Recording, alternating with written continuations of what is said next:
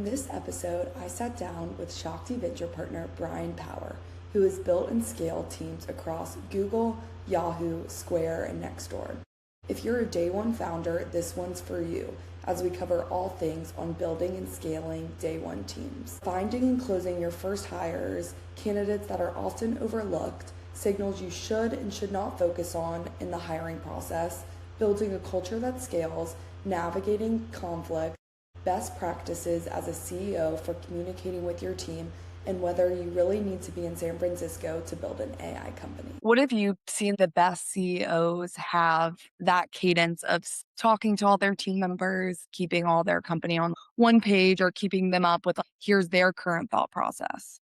I think there's all different ways to do it. So, for example, Brian Chesky is famous for sending out his Sunday night thoughts from Brian Chesky that he would send to the whole company every Sunday night. Some people, like I worked at Google and at Square, and we had an end of week Friday all hands that began with 20 or 30 people in the room and ended up being thousands, hundreds of offices and thousands of people around the world. Friday at Google, it was called TGIF. At Square, it was called Town Square. So those are like totally different things. What's important about the approach is that it's a ritual. So, you could do a daily stand up. You could do a once a week thing. You could even just do it monthly, but you want to find what you're going to be able to do consistently and predictably. I think the mistake I see people doing is they're like, I realize I got to get everybody together. So they bang out this 3-pager or pull everyone together. And it works like that one time. But because people don't know when it's going to come again, there's kind of this unnecessary unknown of how long is this going to last. And when people I'm going to get another note Sunday night, or I know we're going to come back together Friday,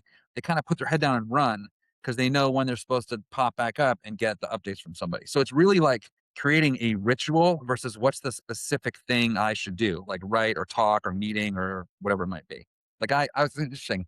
Every Friday morning, I send a morning video via Slack because it's capped at 5 minutes. But we have multiple sites, so people can hear me every week from me Friday morning. And it's the predictability I've learned is really what matters versus meeting, video, document, whatever it might be.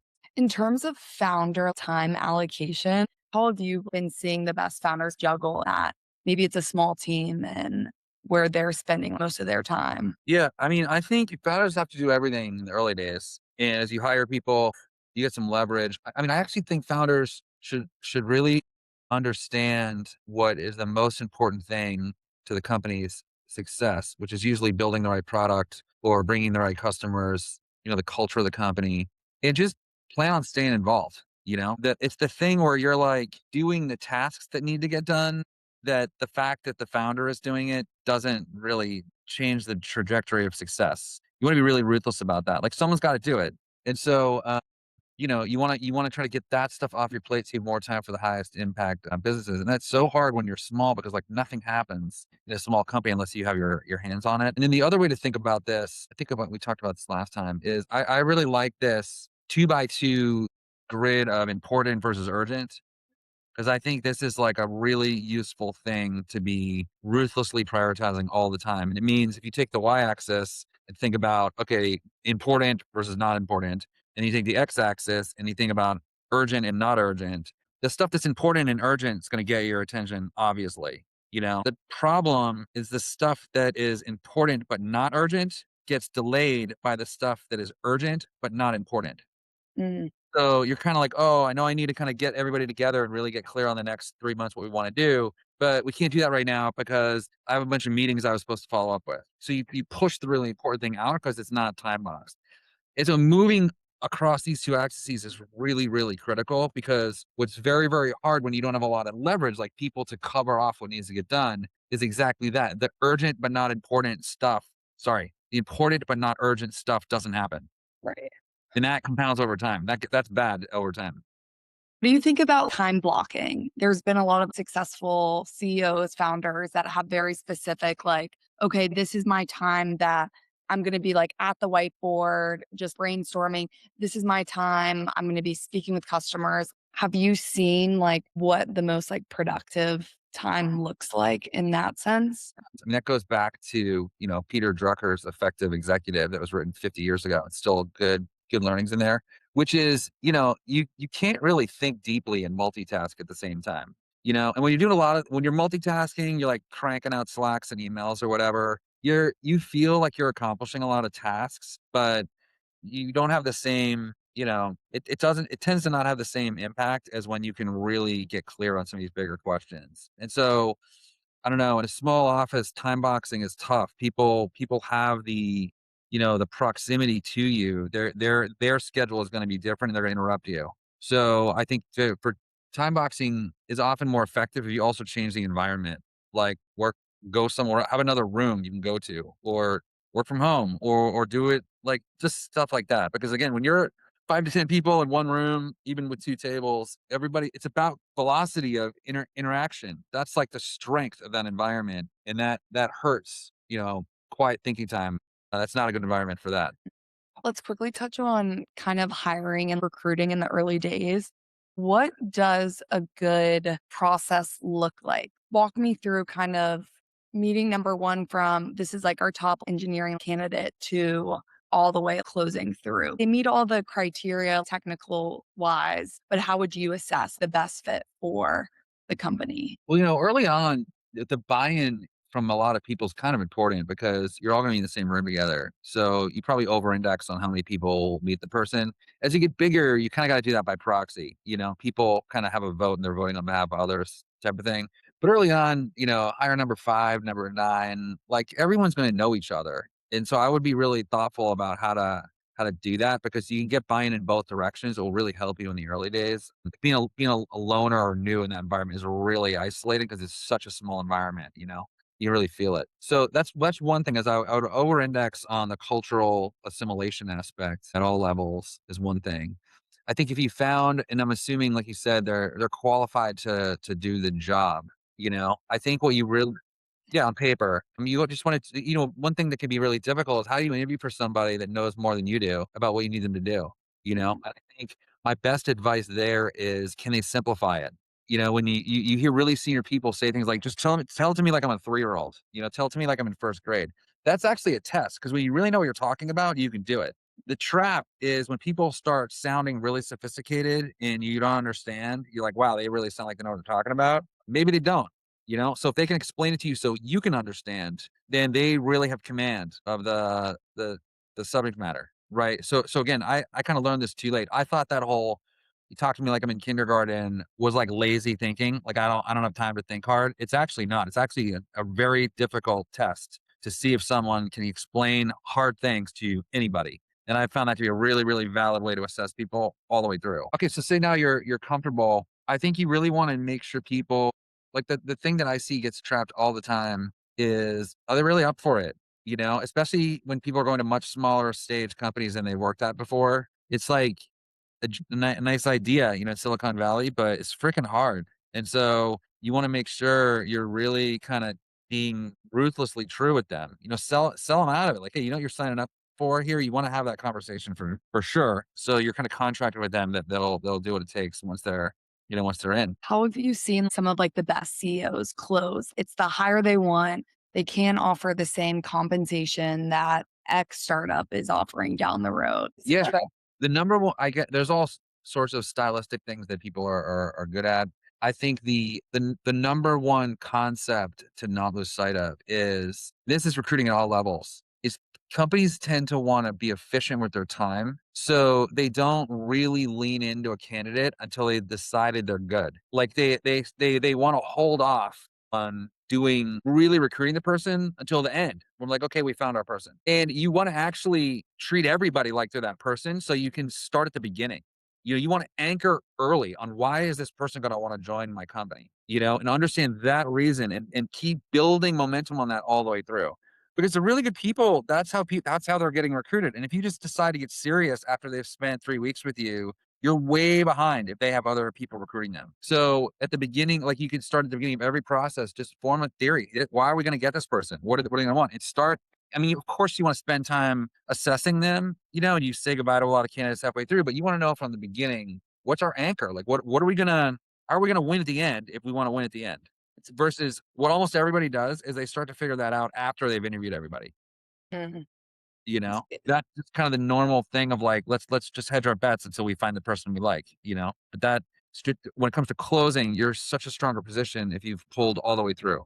As a founder, how ruthless do you have to be at the beginning of maybe this person isn't working out? I think you should be really clear-sighted on what's gonna be a no early on, and if it hits your if you're like, "Hey, if they go this way, we're gonna pass," and they go that way, pass, Yeah. versus talk yourself into it.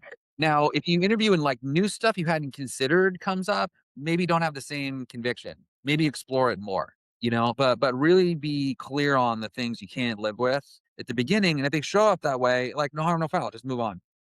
I think a lot of people kind of change their mind about their assumptions because they kind of like somebody and maybe that's not as important, even though they said it's important. And that's where you can really waste time. So if you spend enough time on the front end and you're clear about what we're going to filter people out on, filter them out, But on the flip side, people make up new stuff that they hadn't heard of and they haven't really thought that through as well. So kind of keep learning there. Dealing with like any internal, we talked about this a little bit last week, but internal team conflict and when to know when to insert yourself as a CEO and when to maybe not, and it'll either die off. I think what's good to start to form an opinion on culturally as you start to grow is how do you deal with conflict? Because you don't want to make it like no one will deal with conflict without you getting involved. You got to be careful about making that the pattern. And so like conflict, how people argue or how they disagree is like a really, really distinctive aspect of the culture. And it often comes from how the founder does it. There's kind of no way around it. So the founder's conflict avoidant. There's going to be all these unresolved conversations at the company across the company.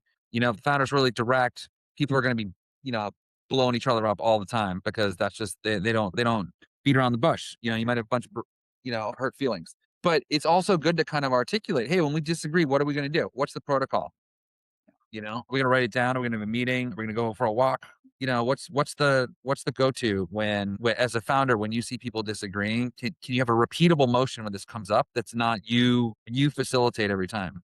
'Cause that's not something that will scale forever. And I would think other team members would latch onto that, like how you like handle it. And so they know like going forward, this is how it's handled. Yeah, because the other thing is, as you scale, you also want to make sure that people understand escalation is really key. Like sometimes it is the CEO's call.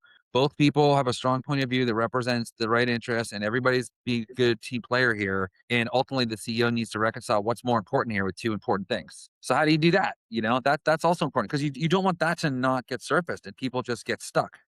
So again, it's why it's a good exercise to figure out how do we disagree and articulate it. So when people join, you say, hey, this is how we do it. You can interview against that.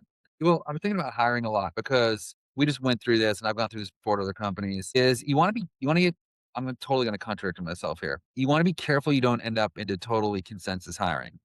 Like Mhm. I was before about cultural assimilation, but a lot of companies I've worked at, I've seen some of the best hires had someone said no in the interview process.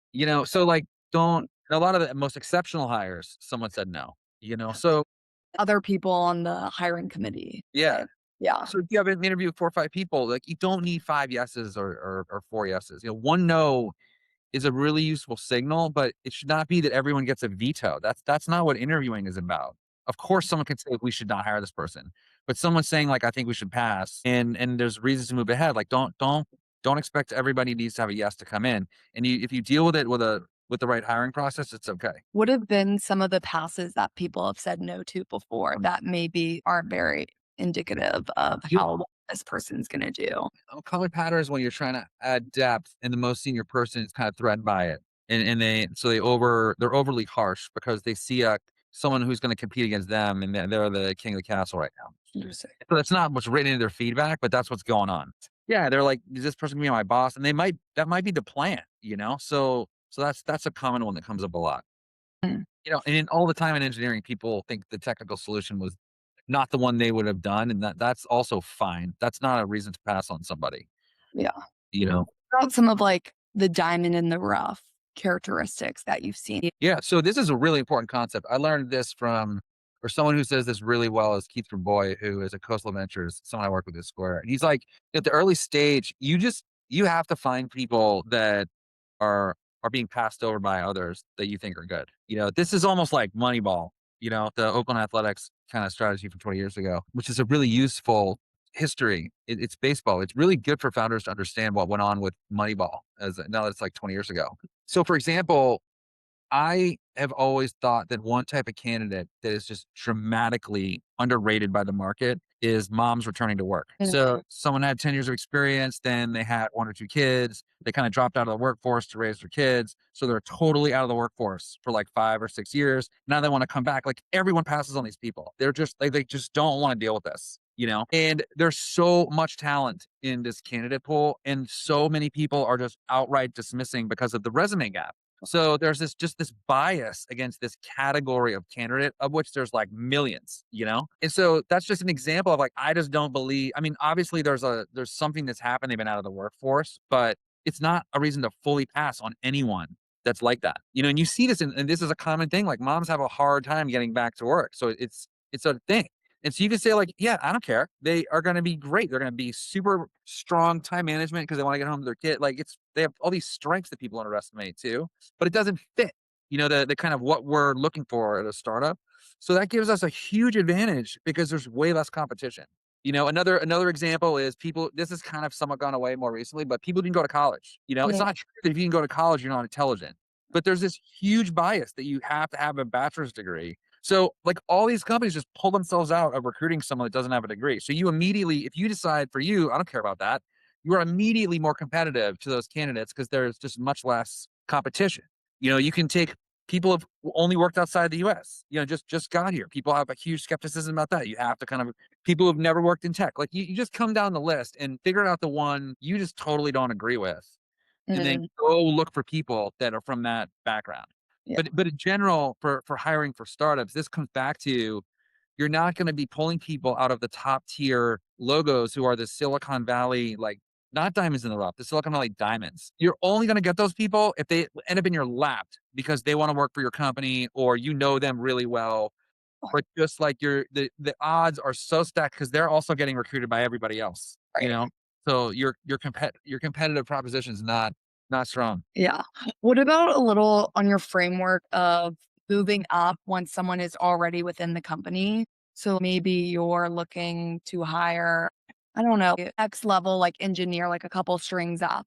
But like Yeah. this person's been with the startup since day one. Maybe you're in like year three. How does kind of that like upward movement look within startup land? First of all, if you hire well, this is the whole pitch. You know, you can get promoted faster at a startup because there's not as many layers and there's all this work to be done, no one to do. So as a founder, what's really difficult is managing like people at the upper bound of their capability level. You know, Right. there's so you feel like they're too stretched, so you go on to go hire somebody. But hiring's really hard. It's a lot of misses and it's a lot of time. And so sometimes you should just look at the people you now know really well. You've been in the freaking tank with them, you know everything about them, good and bad.